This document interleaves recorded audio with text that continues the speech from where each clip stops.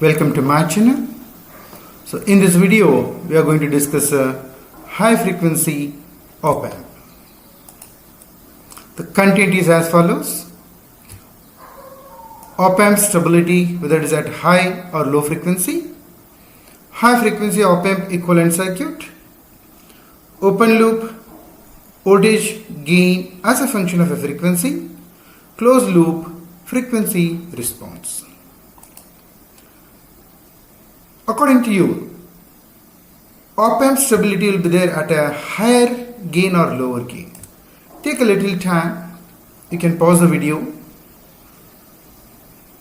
and keep your answer ready in your mind. Whether the stability, op amp stability will be at a higher gain or lower gain. Now let us discuss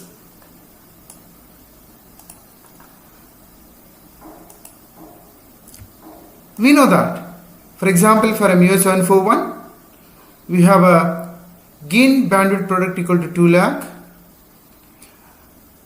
2 lakh equal to gain and bandwidth. Let us consider gain is very high and automatically the bandwidth will become low. Phase will be less whenever I say bandwidth is low. Therefore, the phase shift will not reach a 360 degree. And when I say gain is very less, automatically the bandwidth should be very high and automatically a phase will be more. When the phase is more, automatically it may reach 360, hence it is unstable. This is one important point which you have to remember. This is a gain is high, the gain is low. Now, amplifier should not oscillate. Solutions are two. One is to reduce the gain or you can reduce the phase shift. There are compensating circuits we use. Basically, these are used to reduce the gain or to reduce the phase, because both should be true, then only the oscillations will occur. A frequency, high frequency op amp equivalent circuit. Gain of the op amp roll after a certain frequency, and hence we have to include a capacitor in the high frequency model of a operational amplifier. Why this happens? There are two sources for capacitive effects. What are those? Physical structure of a semiconductor devices and internal construction. Let us see a one by one. Say first one, a physical structure of a semiconductor devices. All of us know op amp means it is having a lot of BJTs and FETs. And whenever I say BJT, FETs, junction is there. So junction capacitors will come into picture. At low frequency, these capacitors acts as an open circuit during low frequency, but a finite capacitance value will come when we go for a higher frequency. As the frequency increases, reactance also decreases. Another is an internal construction of an op amp.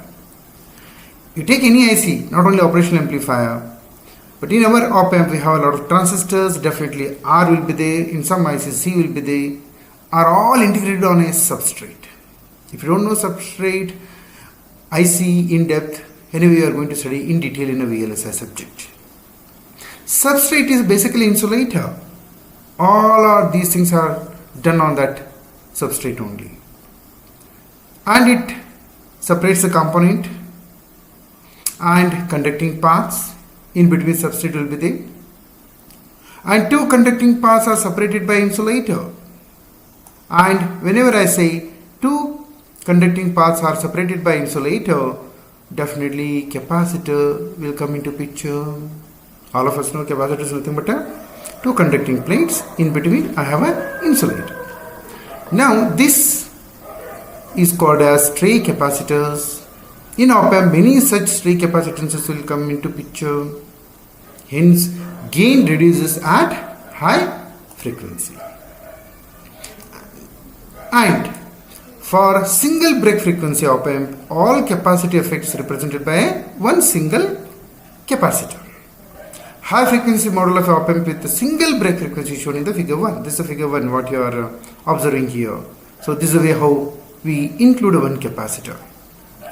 And sir, if I am having a more than one break frequency, what to do? Then you will use more than one capacitor. That's all. And it's an equivalent circuit. Open loop gain as a function of a frequency.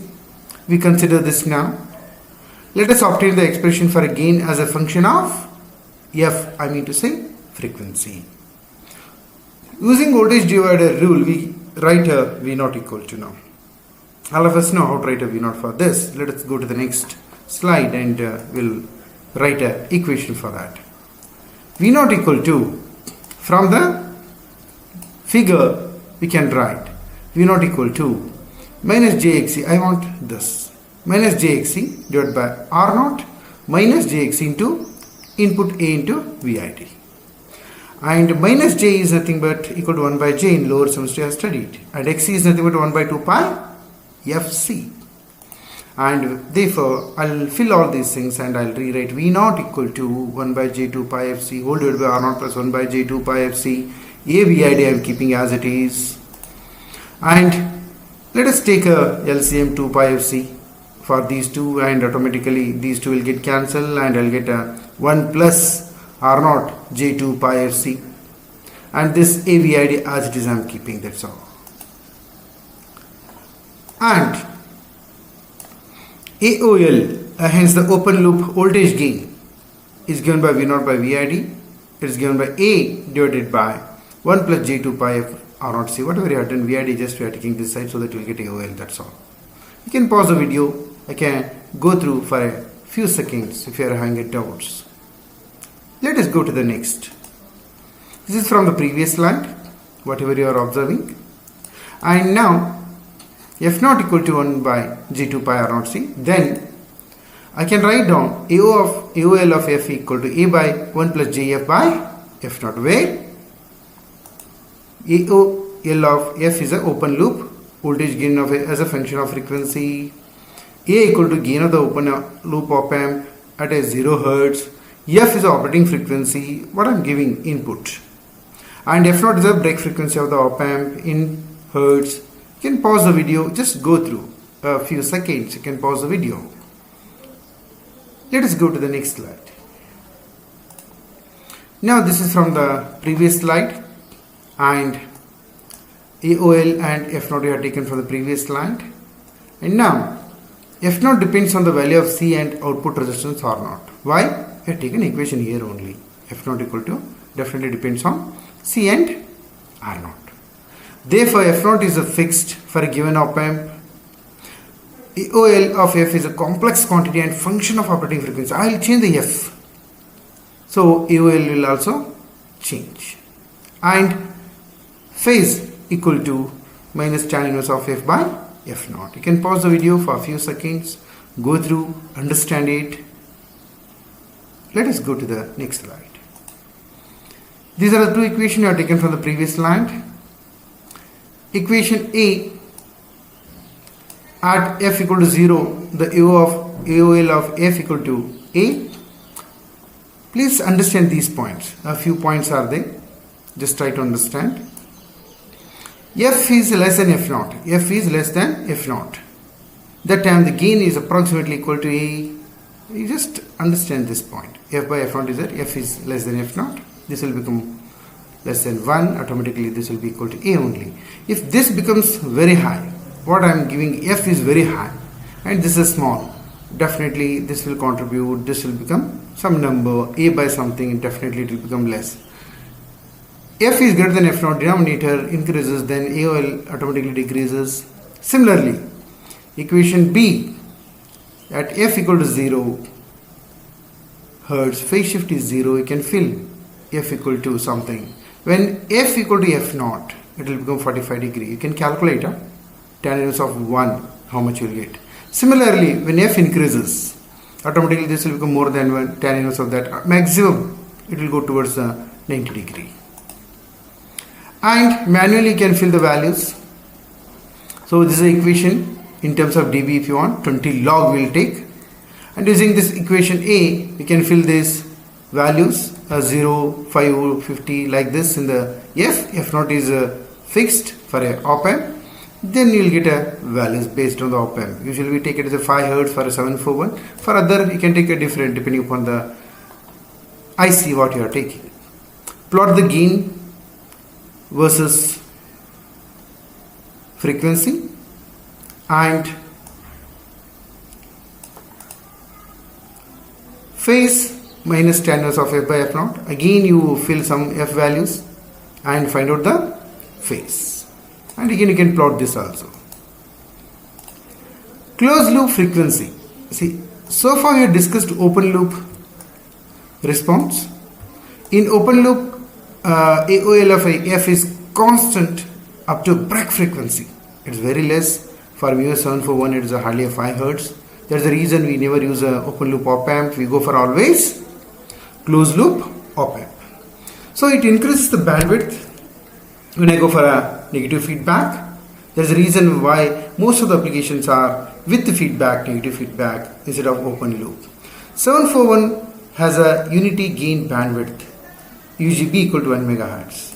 So it's one important point for 741 you have to remember. For 741 IC, the bandwidth is a 1 MHz. For example, gain is 100, then bandwidth will be equal to 10 kHz because together when you multiply it should become 1 MHz. And open loop, often manufacturers' datasheets give the frequency response for the various closed loop gains. So for example, in this case, if it is a 40 dB, I mean to say 100 gain, 40 dB, then observe the graph, it will be 10K. Like that, you take any another one, okay, when you multiply, it will come around 1 megahertz. Now, these are the equations which you have to remember. For non-inverting, inverting, a lot of derivation discussion has been done in most of the videos, even in my classes. FF equal to F0 into bracket 1 plus AB, and for inverting it is UGB divided by A into 1 plus AB. Thanks for watching this video. Share this video if you like and subscribe my channel. Thank you. Have a good day. Be safe. Take care. Thank you.